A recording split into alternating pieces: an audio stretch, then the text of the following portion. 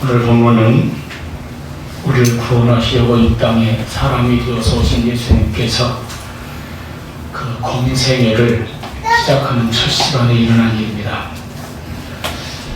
예수님께서 베들레헴에서 태어나시고 나사렛에서 성장하셨죠. 그리고 요셉과 마리아의 집에서 30세까지 아들로 또는 목수로 생활하셨습니다. 여기까지는 예수님의 개인적인 생활이고 성경에 많이 기록되어 있지 않습니다. 예수님께서 메시아로 이 땅에 오신 구원의 목적을 위하여 공적인 사역을 시작하시고 그 일을 행하신 것을, 그 기간을 우리가 공생애라고 합니다. 33년 중에서 3년으로 그렇게 추정되고 있습니다. 그 공생애는 요단강에서 세례를 받으심으로부터 시작되죠. 그래서 신학에서는 이 세례를 예수님의 공생애의 대관식이다 이렇게 표현하기도 합니다. 대관식이라는 건 왕이 관을 씀으로써 즉위하는 것이죠. 그때부터 왕으로서의 권위도 갖고 또 임무도 직무도 시작되는 것입니다.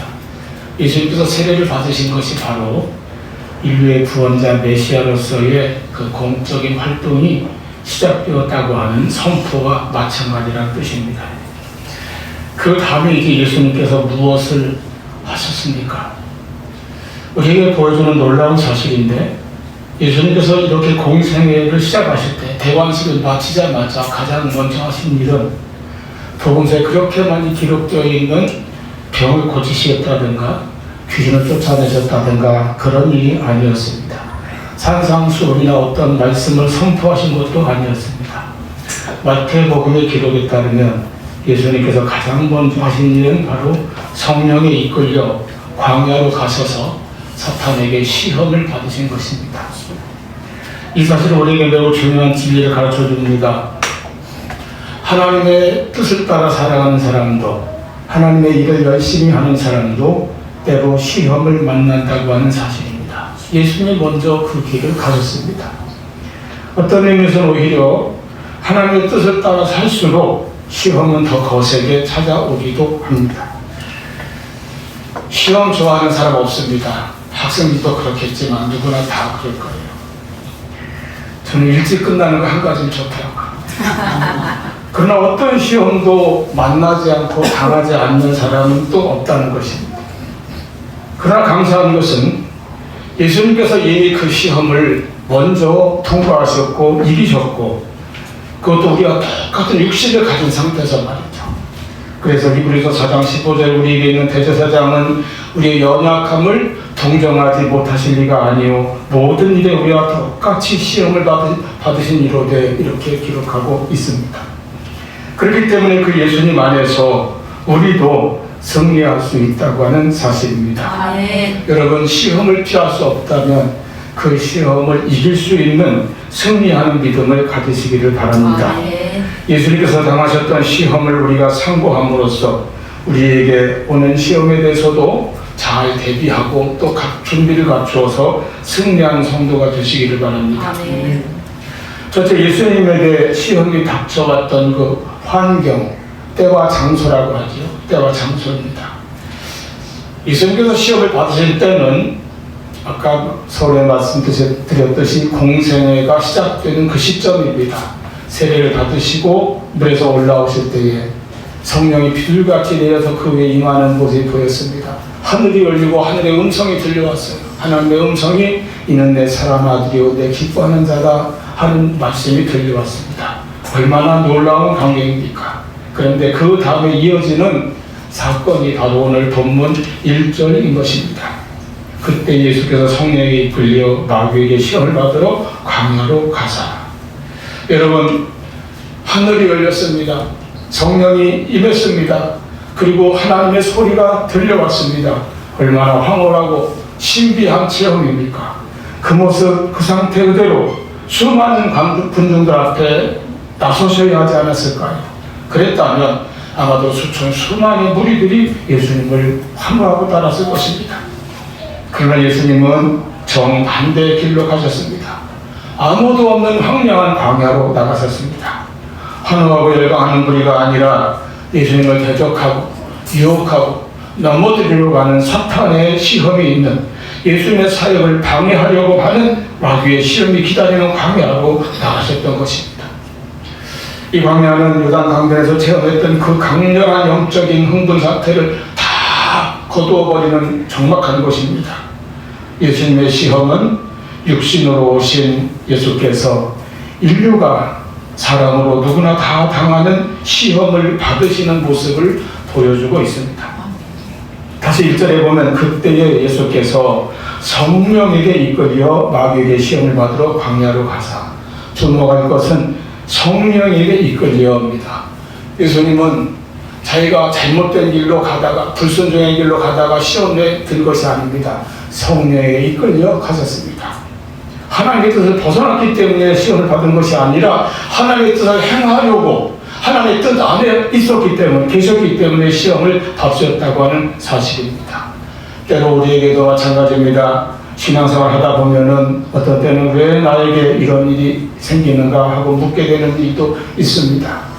우리는 살아가면서 수많은 시험을 만날 수 있습니다. 물질의 어려움도 겪고 건강의 시험도 있습니다.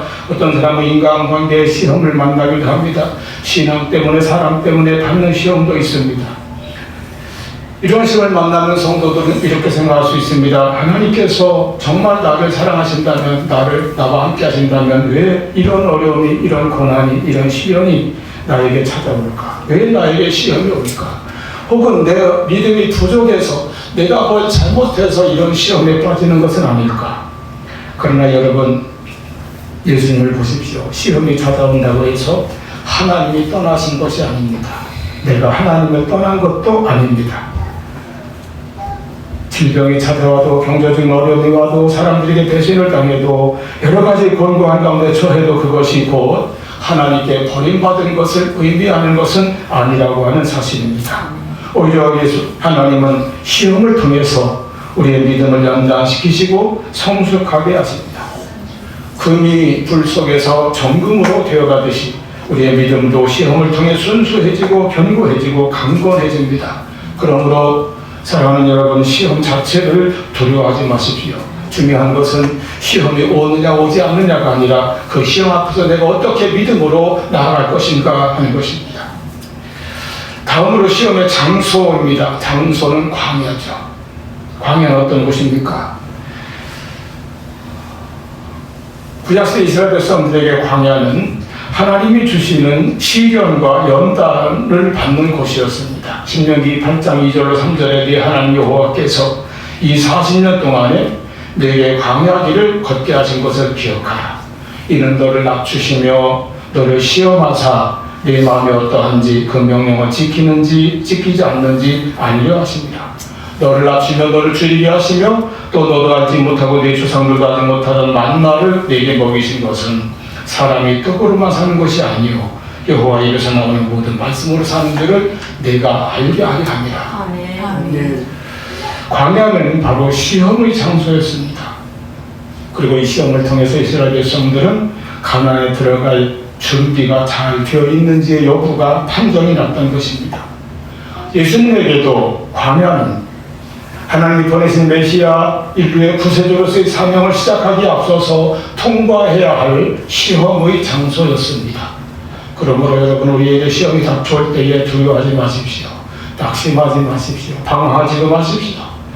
이것은 성도를 연단하는 과정이며 가나안으로 인도하시기 위한 통로가 바로 광야였음을 기억하시기 바랍니다. 신명기 8장 16절 이는 다 너를 낮추시며 너를 시험하사 마침내 내게 복을 주려 하심이었느니라. 시험의 마침내는 복을 주시는 하나님의 결론이었습니다. 시험은 검증입니다. 학생들이 학교 시험 보는 것도 검증받는 것이죠. 사회에서 여러 가지 시험을 겪는 것도 검증을 받는 것입니다. 사실 많은 광야에서 많은 이스라엘 백성들이 실패하였습니다. 그러나 예수님은 승리하셨습니다. 첫사랑 아담은 시험을 받아서 실패하였지만은 둘째 아담 예수님은 승리하셨습니다. 아멘. 예수님은 이스라엘이 실패했던 그 광야에서 승리하셨습니다. 예수님께서 하나님의 아들이심을 입증하는 길은 장엄한 자기 과시의 어떤 기적이 아니었습니다. 권력을 장악하여 사람들의 떠받침을 받는 그런 방법도 아니었습니다. 오직 처음부터 끝까지 철저하고도 사심없이 하나님께 순종함으로써 입증되는 것입니다. 오직 하나님을 경외하고 하나님을 사랑하는 것입니다. 많은 사람이 하나님을 자기 목적을 달성하거나 자기 욕망을 채우는 데 이용하는 수단으로 삼을 때가 있습니다. 믿음은 하나님을 온전히 자유롭게 내 마음을 다하여 성품을 다하여 섬기고 경외하는 것입니다. 그 믿음으로 우리는 시험을 이기는 것입니다. 광야는 연단의 장소입니다. 그래서 하나님의 깊은 곳에 이르게 하는 곳입니다. 작년에 국내 출판된 좀 특이한 책 한 권이 있는데 제가 SY라는 분이 쓴 스펄전의 우울증이라는 책입니다. 찰스 스펄전은 저도 종종 여러분에게 소개합니다만 우리 기독교 역사상 가장 뛰어난 가장 위대한 설교자로 평가되고 있는 분입니다. 그런 신앙의 거장이 불안과 우울증이라는 고통과 씨름했다고 하는 사실이에요. 수천 명 앞에서 설교하였고 더 많은 사람들에게 영향력을 끼친 그가 영혼의 밤에 내면의 싸움을 치열하게 경험했다는 것입니다. 스펄전이 이렇게 말합니다. 하나님은 가장 강한 나무를 만들기 위하여 가장 강한 바람을 사용하신다. 당신이 아무리 깊이 떨어져도 은혜는 더 깊이까지 내려간다. 이런 구절이 있어요. 네가 오를지도 몰라 하지만 내게는 예수님이 계셔. 여러분, 광야의 시험은 우리를 주님과의 더 깊은 관계로 이끌어 갈 것입니다. 때와 장소가 어떻든 간에 시험은 우리가 통과하고 승리해야 되는 과정임을 기억하시기 바랍니다. 두 번째로 시험의 내용입니다.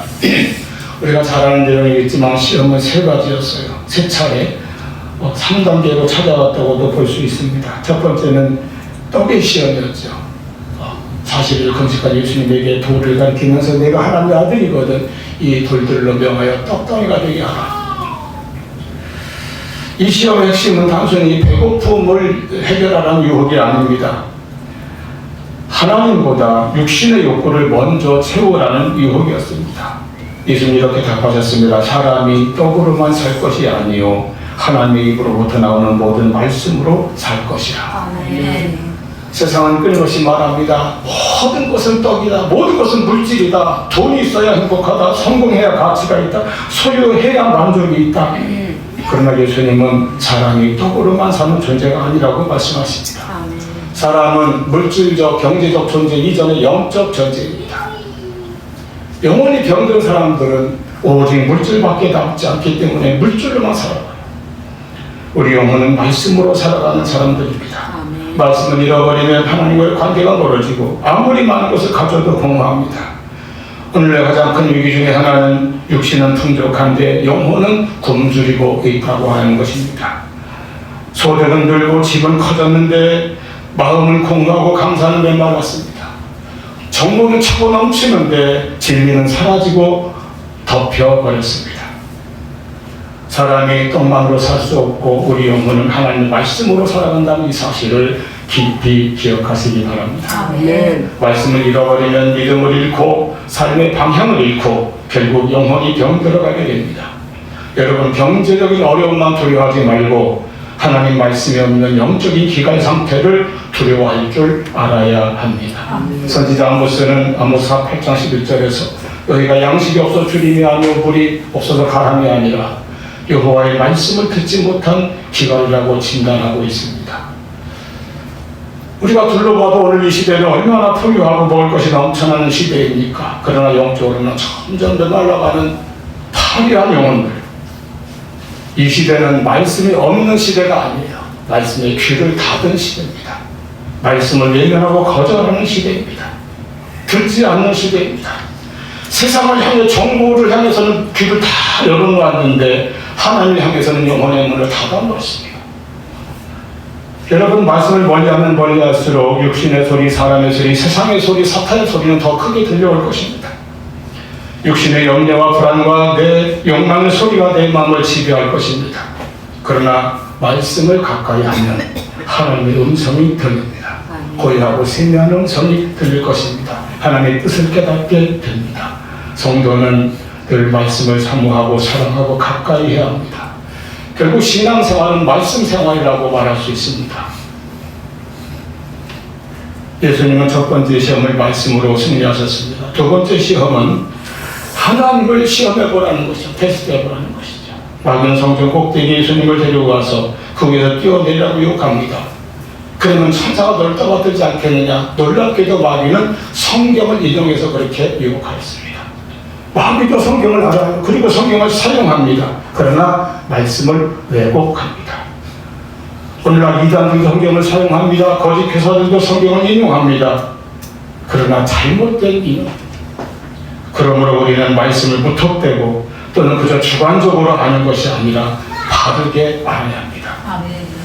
예수는 말씀하셨습니다. 주 너의 하나님을 시험하지 말라. 여러분, 하나님은 시험의 대상이 아닙니다. 꼭 신앙 없는 사람들이 어떨 때는 꼭 신앙 있는 것처럼 하면서 하나님을 조롱하고 시험해요. 참된 믿음은 하나님께 순종하는 것이지 하나님께 증명을 요구하는 것이 아닙니다. 하나님을 시험하는 것이 아닙니다. 시험은 마귀가 하는 거예요.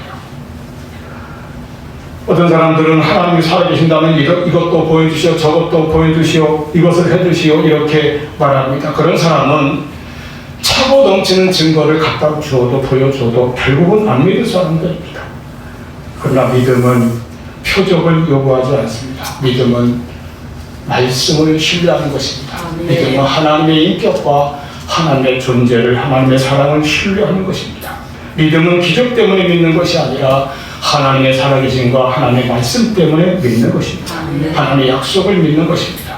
내가 보지 못해도 믿고 느껴지지 않아도 순종하고 응답이 좀 더딘 것 같아도 기도하고 기다리는 것이 바로 믿음입니다. 우리는 하나님을 내 마음대로 조종하는 것이 아니라 내가 하나님께 순종하며 나아가는 믿음을 가지시기를 바랍니다.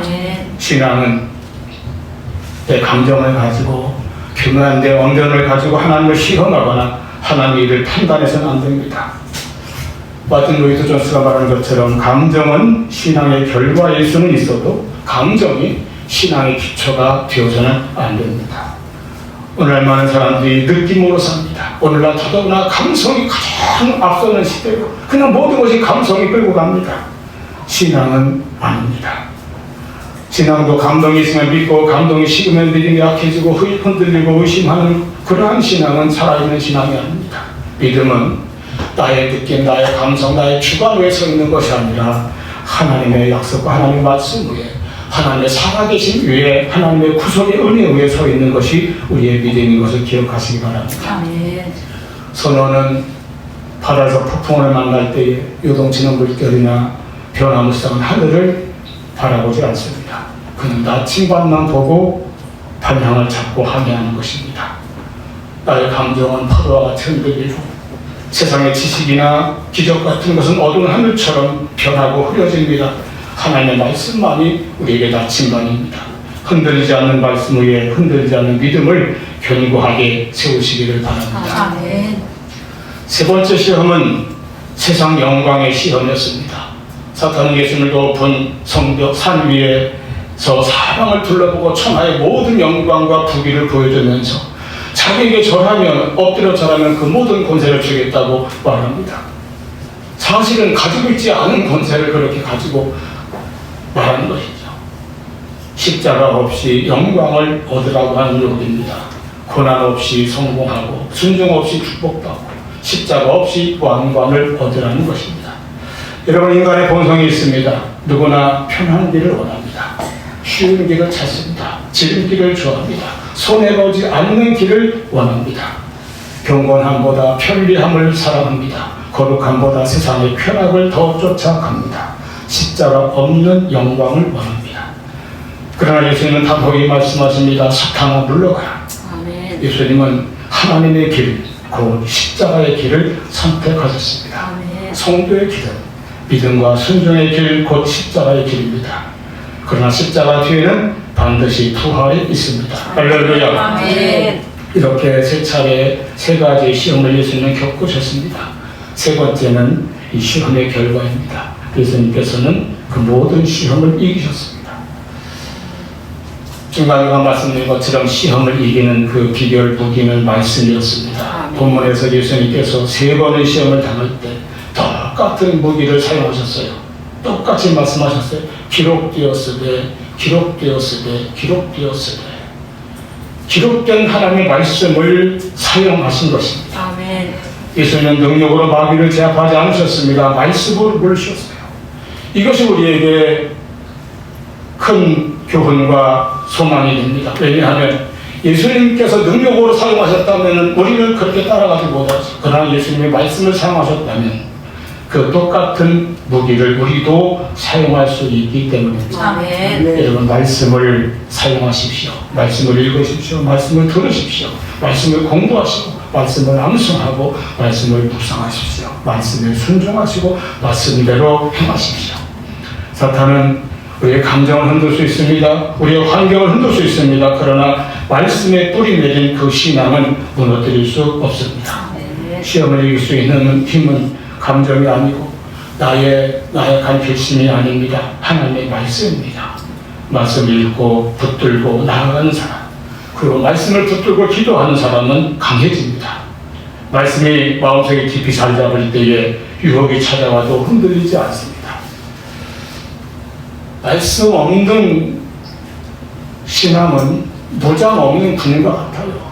한때 몇 달 전에 우리나라 최전선 지키는 장병들에게 총 치우고 무슨 몽둥이 들고 경계를 하고 이런 일도 있었습니다만은 성도들은 말씀으로 무장하고 말씀에서 살아야 됩니다.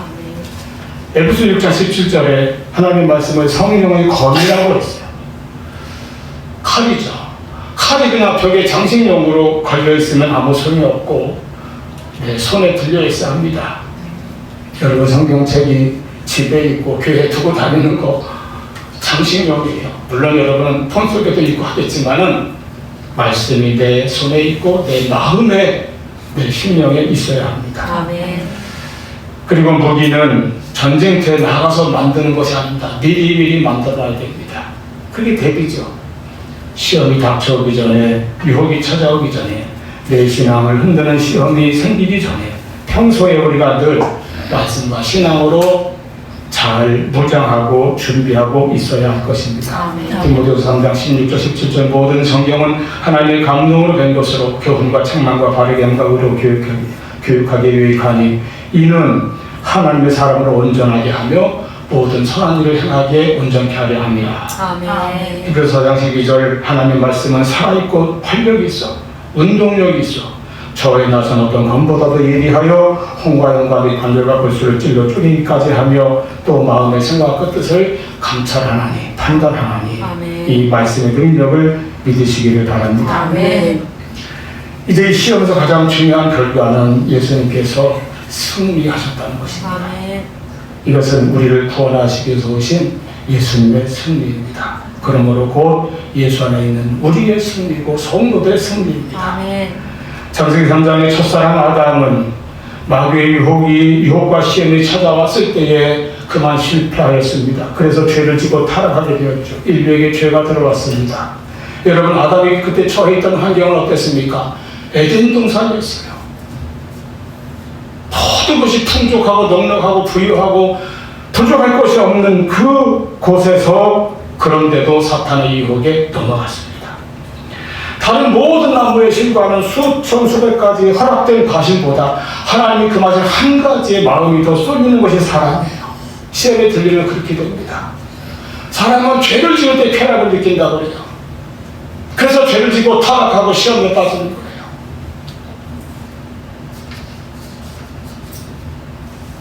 이것이 유혹입니다. 이것이 영적 싸움입니다. 이 첫째 싸움에서 첫째 아담은 실패했습니다. 반면에 예수님은 어떠 하셨습니까? 광야에 계셨습니다. 아무것도 없는 적막한 땅입니다. 40일 금식하셨어요. 육체적으로 가장 연약한 상태였습니다. 환경적으로 볼 때 아무것도 없는 메마른 곳에서 가장 연약한 상태로 예수님은 승리하셨습니다. 아멘.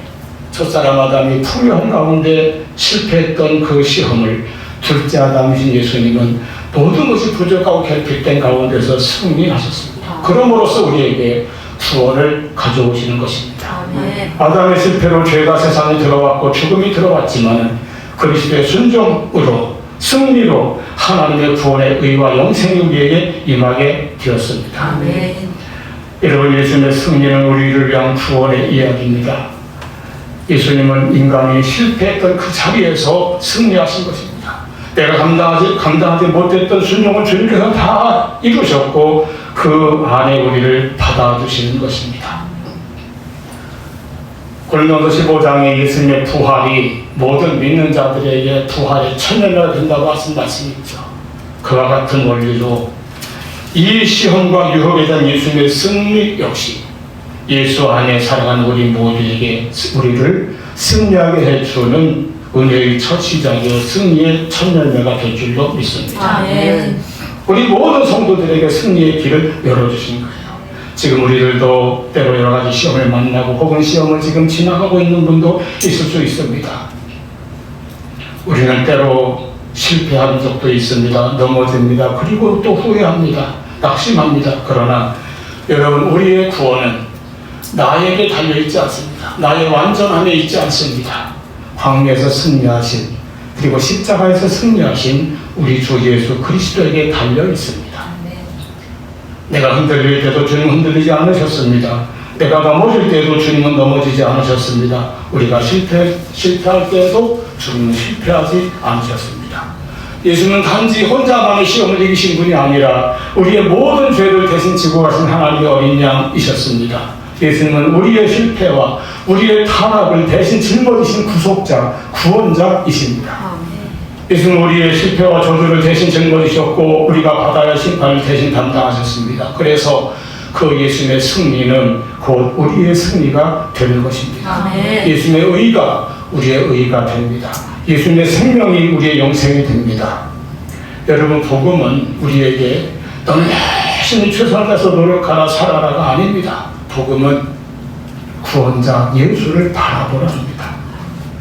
너도 예수처럼 완벽하게 모든 시험을 이기고 승리하라가 아닙니다. 예수님께서 앞서서 너를 대신하여 승리하였다. 이것이 복음이에요. 그 승리하신 주님께서 지금도 성령으로 우리 안에 계십니다. 그러므로 우리는 홀로 있는 것이 아닙니다. 주님께서 내 안에 계시고 나와 함께 싸우십니다. 여러분 기억하십시오. 시험보다 크신 주님이 우리와 함께 하십니다. 아멘. 광야에서 승리하신 예수께서 오늘 우리 옆에 계십니다. 그러므로 그 주님을 신뢰하십시오. 주님과 동행하십시오. 말씀과 기도 안에서 거하십시오. 그러면 하나님께서 우리를 붙들어 주시고 마침내 승리하게 하실 것입니다. 아멘.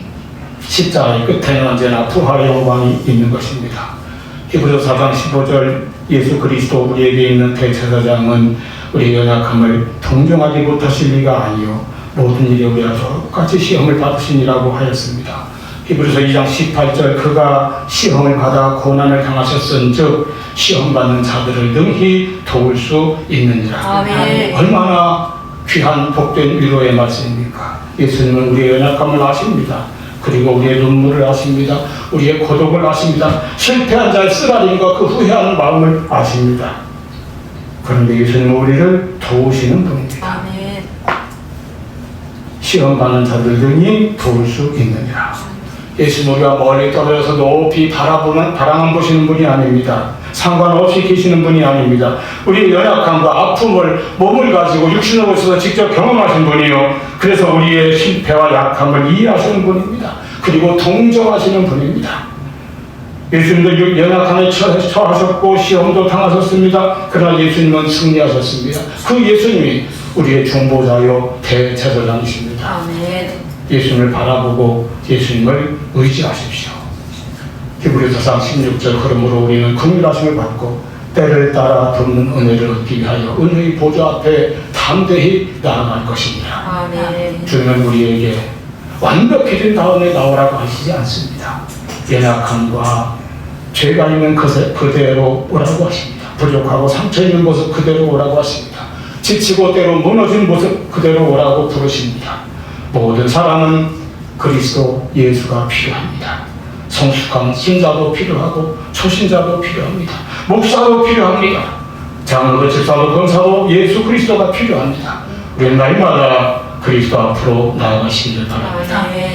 사랑하는 여러분, 광야의 시험에서 승리하신 주님께서 지금 우리를 부르고 계십니다. 수고하고 무거운 짐진 자들, 시험에 지친 자들, 낙심한 자, 상처 입은 자, 넘어진 자, 두려움에 눌린 자 모두 주님께 나가야 합니다. 은혜의 보좌 앞으로 나가야 합니다. 주님께는 정죄보다 큰 은혜가 있습니다. 실패보다 큰 용서가 있습니다. 죄보다 더 큰 사랑이 있습니다. 절망보다 더 큰 소망이 있습니다. 죽음보다 더 큰 영생과 구원이 있습니다. 그러므로 여러분 자신을 바라보지 마십시오. 세상의 시험을 바라보지 마십시오. 광야에서 승리하시고 십자가에서 승리하시고 무덤에서 부활하신, 그리고 하나님 앞에서 지금도 우리를 위하여 기도하시는 예수 그리스도를 바라보십시오. 어제나 오늘이나 동일하신 예수님께서 우리와 끝까지 함께 하실 것입니다. 낙심하지 말고 내 보좌 앞에 나아가서 그리스도를 붙들고 주님께서 우리를 붙들고 계심을 또한 믿으며 그 믿음을 가지고 그 은혜 안에서 승리하는 우리 한 사람 한 사람 될 수 있기를 축원합니다.